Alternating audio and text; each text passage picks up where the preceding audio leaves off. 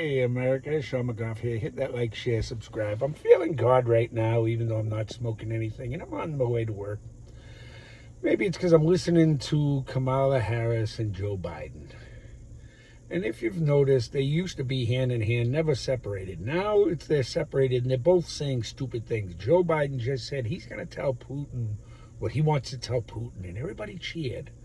What did you really say? Nothing, Joe. You're not telling us what you're going to say. I'm a little worried you're going to get us in a war.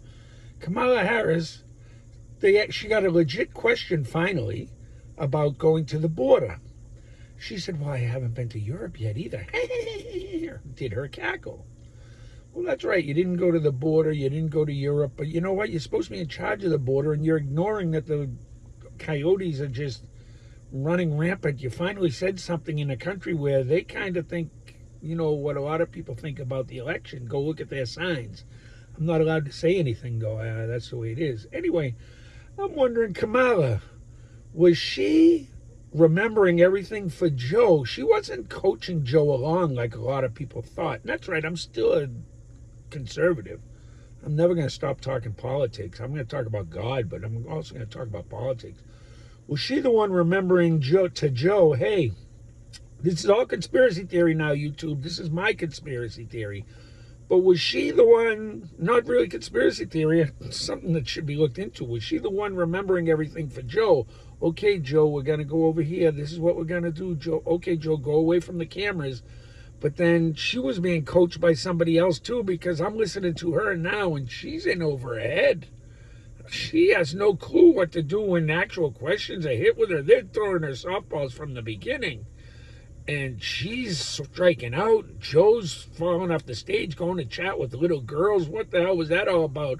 Oh, she looks 19. She didn't look 9. I was so creeped out. And I've been creepy. I've made some dumb jokes. But Jesus, go watch that video of Joe with the little girl in the barrettes.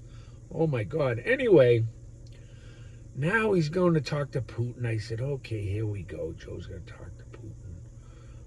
We're in big trouble, America. But then I'm listening to Joe Pags, and they talk about the gay pride and all that. And, you know, it's funny. I remember reading a study years ago. And that's right, I read a lot. I'm remembering things that I used to read. And it was about alcoholism and how you're born an alcoholic. And they were doing studies on the brain, and they're still doing them to this day, about how if you're introduced to alcohol and you have this part of your brain is affected, you're more susceptible to becoming an alcoholic. Well, they were doing the same study on gay people way back when, whether they're born gay or whether it's something you choose. And that's a real study. I'm not saying anything bad. I remember reading this. It was in one of these damn journals that I get a hold of. And the problem is when the study started to say it was a choice, which means you can read both sides of it. They were saying you were born gay, but you didn't turn gay until it was introduced to you. And then you were gay. Well, it also said, basically, if you turned it around, which is where I was going with this, just like your white fragility, if you turn around and say, well, wait a minute, you're being racist to me because I'm white, they're trying to tell you that's a bad thing. No, screw you, it's racism no matter which way you look at it. Well, the gay argument back then was the same way. If you don't go suck that dick, you're not going to be gay, and you have a choice. You may feel like you want to be gay. You may feel an attraction to men, but if you don't go act on that, then you're going to pick women, and you're going to have kids, and you're going to live what we consider or always have considered normal, the father, the mother, the kid. Now, I understand what they were doing with this study, because, you know, it would have given a lot of people that argument about choosing or being born. But it would have given the other side the argument of, well, just don't go suck that first dick or go scissor that first time. And then you won't have that problem, if you want to call it that. I got friends that are gay. I got family that are gay. I don't care if you're gay or not. We shouldn't be making decisions on whether you're gay. We shouldn't be making presidential choices on whether you're black, gay, straight, or whatever. We should always be choosing policy. If you follow Thomas Sowell, Dr. Thomas Sowell, that's what he said about Trump, follow the policies. God, if we only had Trump now, we wouldn't be in any of this mess. And if you're believing CNN and these other people, just go try turning every situation the other way. Just like being, and I'm not saying this is what I've seen in the past there, YouTubes. This is not my theory, but what I read, and I never did see the follow-up on what the argument is, but I can guess what the argument is now. Because they're all saying, you're born gay, that's all there is, and yay, gay pride. Well, you know what? I'm born straight, but I don't go throwing that in your face. I don't need to hear about you. What are you proud about? Because of who you're sleeping with? Do I go say, yay, I'm banging my wife? Yay!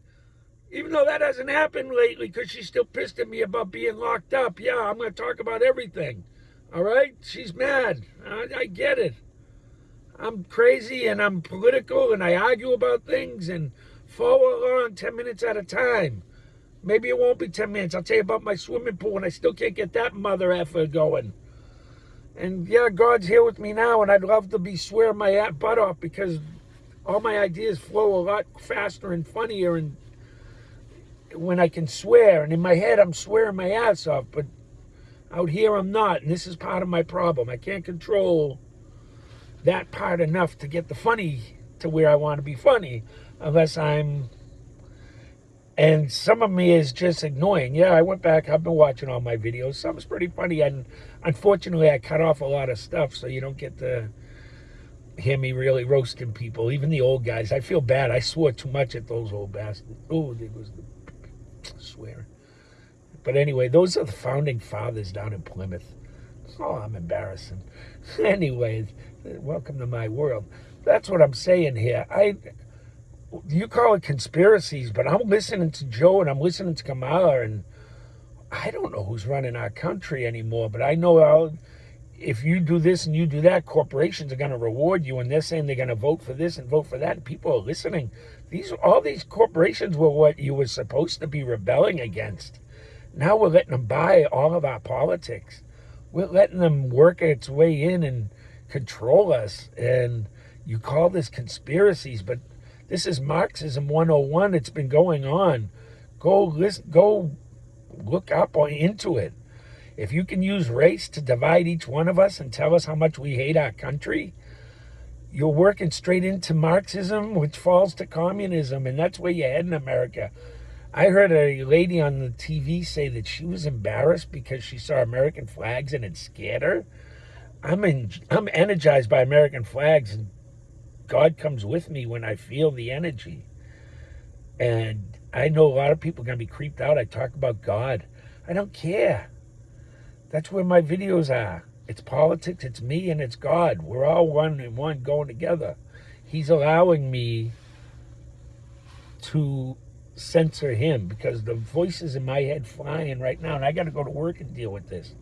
I'm learning how, but I've been exhausted all day. Asked my wife, I slept for, must have been 14 hours, but I was out today and I felt God, but I didn't want to say anything. I didn't make any videos, and I'm thinking that people just think I'm crazy. I think I'm crazy. I don't know. But it's not all conspiracy. We're not getting to the bottom of all these studies. And I love gay people. You know what? But I don't need your pride. I don't need your bullshit. And I don't think you do either. I don't think you know where it's leading you. And I know there's been gay Marines. I had one. He checked out right there. And I saw him at the gay bar. He thought I caught him. No, I was drinking at the bar next door. It was a shithole. But it had good pool cues and nice people to talk to. And I get bored with the same friends. I don't go out that much with the same people. I have some friends I've had for 40 or 50 years. But that's because they listen to me talk, and I don't listen to them. I listened I was out with my buddy, and I said, wow, he lets me talk so much. And I was actually listening to him, and I said, wow, my brain is flying. I wanted to go jogging because I'm not used to actually stopping to listen.